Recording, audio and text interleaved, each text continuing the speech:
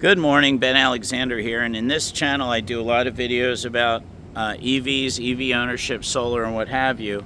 And in this video I'm at the Courtyard by Marriott in St. Augustine Beach because this was the only place within walking distance of my real hotel that I could charge my car.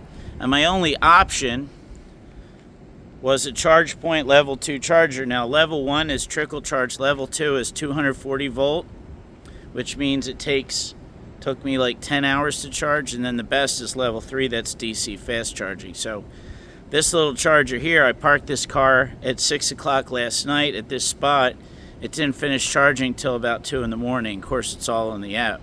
And the thing is, that's not the best scenario. I do have a 2025 Chevy Blazer that can use the Tesla supercharging network, and there's a lot more Tesla superchargers out there than there are non-Tesla superchargers. So I gotta admit, it was a little bit of a pain in the neck.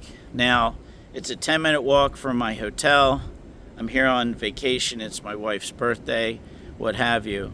It would have been easier if I'd taken the other car. I didn't because I was actually having a piece on it fixed, and it's been sitting at the dealership. So anyway, EV ownership, if you're going to go on a road trip, you really have to kind of plan ahead. Although, if I'd known the Courtyard by Marriott had a level 2 charger, I would have stayed here instead of the Hilton down the road. So I hope you find that helpful. I didn't really plan out this vacation. I kind of did it last minute, but we did find a solution. So have a great day.